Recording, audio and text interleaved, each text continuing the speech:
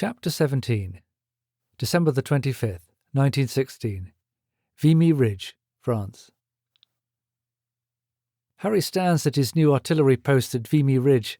A cold wind is blowing, but he doesn't seem to notice. He is dressed in a greatcoat and boots, but without a helmet. Instead, he has on a knit cap with a peak. Standing beside him is the ever-present Blackie, who stares intently in the same direction as his master. Harry lifts his field glasses and looks out towards the ridge. It is a barren spot, but through his glasses, Harry can see the German fortifications near the top. All is quiet, as both sides observe the Christmas truce. Harry lowers the glasses as he surveys the snow-covered landscape. "God help us, Blackie," he says to the dog. "How the hell did we end up here?" The dog looks up and wags its tail. Harry doesn't seem to notice. "Harry!" It's Doug, standing near the entrance to a nearby trench. Harry turns. "What?" "Mail call. They're handing out Red Cross parcels and Christmas packages from home. Come get your socks." Harry smiles slightly, but it doesn't take a psychiatrist to realize he is in a somber mood.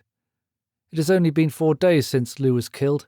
If the war didn't quite feel real before, it certainly does now.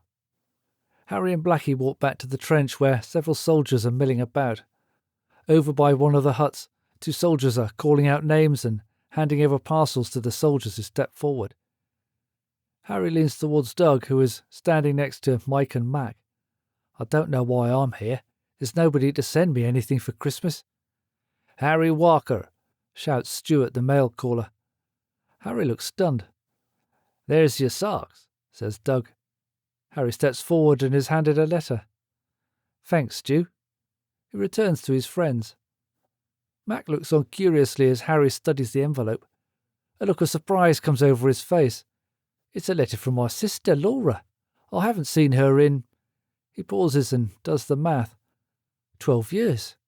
How in the hell did she find me? Harry steps away from the milling crowd, feeling pleased. Blackie follows him, and they find a place to sit by themselves. Harry lights a cigarette, opens the envelope, and anxiously begins to read. Suddenly, a stricken look crosses Harry's face, his fleeting happiness vanishing. He disdainfully tosses the cigarette, then slowly folds the letter and stuffs it into his coat pocket. All around Harry is the sound of camaraderie and celebration as soldiers gleefully open parcels, hold up presents, and call out to their comrades. All that noise begins to fade into the background as Harry slumps forward. Blackie puts his head in Harry's lap. Doug comes up to him and leans over. "What's wrong?" Harry doesn't respond. Doug asks again. Finally, Harry looks up at Doug, crestfallen. "My father. He's dead." Harry gets to his feet. All around the sound of celebrations are muffled. Doug's hand appears on Harry's shoulder, but he doesn't respond.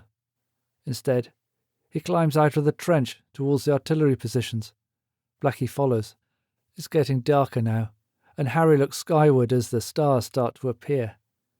Then he slowly walks over to a bench near one of the cannons, sits and buries his face in his hands.